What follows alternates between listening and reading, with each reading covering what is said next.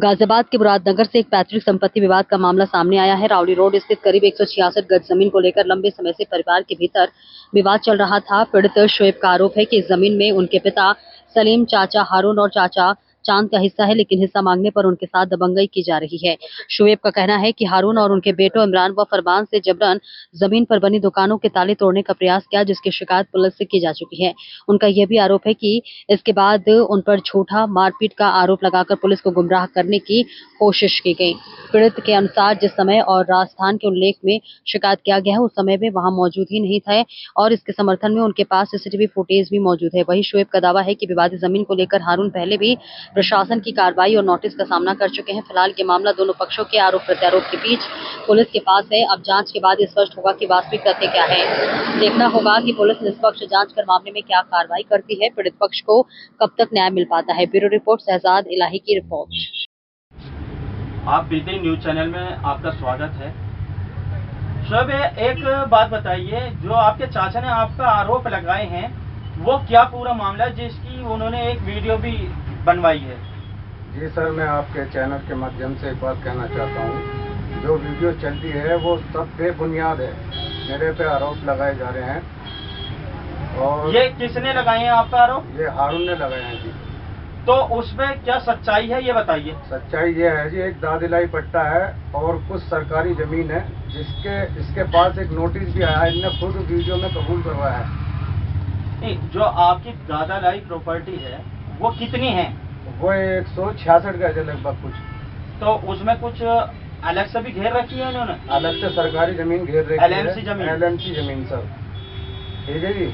और इसके पास वो वीडियो में कह रहा है कि मेरे पे नोटिस भी आया है।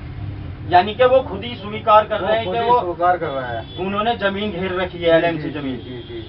मेरा निवेदन है DM साहब गाजियाबाद से कि इसकी जांच हो इस मामले की। ये माफिया लोग हैं, इस पे गौ कसी के मुकदमे, पशु पूर्ता के मुकदमे इस पे चल रहे हैं। ये मुझे आए दिन धमकी यही देते हैं और मुझे मारने की कोशिश करी। इन्होंने एक आरोप और लगाया मेरे पास। ये आरोप लगाया कि मेरे बेटे के पीछे ये हथियार लेके भागा, जबकि मैं झील वाली मस्जिद पर नमाज पढ़ रहा था। उसकी फुटेज, उसका सबूत मेरे पास है, ठीक है जी। मैं आपके चैनल के माध्यम से दिखाना चाहता हूँ ये। तो एक चीज बताइए, जैसे कि इन्होंने झूठी सूचना दी है जी जी जी, तो उस पर जो है उत्तर प्रदेश DGP साहब के बड़े सख्त आदेश हैं जी जी जी कि ऐसे लोगों पर कार्रवाई होनी चाहिए। तो उस पर क्या कहना चाहते हैं? ये माफिया लोग हैं, इन पे कार्रवाई होनी चाहिए, इसकी जांच होनी चाहिए। मुझे और मेरे घर वालों को इनसे जान से खतरा है। ये फर्जी जितनी भी चीजें हैं बेबुनियाद चलाई है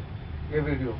तो एक चीज बताइए, जैसे कि वो अपनी प्रॉपर्टी बता रहे हैं, तो उस पर क्या कहना चाहते हैं? उन पर कोई ऐसा कागज या ऐसा डॉक्यूमेंट्स हैं जो वो अपना मालिकाना हक जता रहे हैं? भैया जी, अगर उनका मालिकाना हक है, वो हाउस टैक्स दिखा रहा है और बिजली का बिल दिखा रहा है, इसका कोई अधिकार नहीं है, ठीक है जी।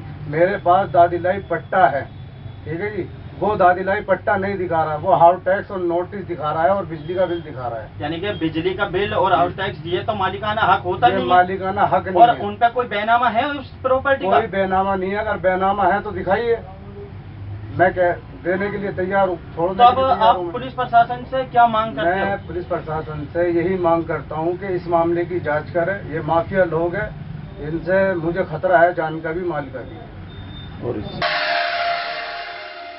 खबर आप बेटे, खबर सच्ची घटना पर आधारित।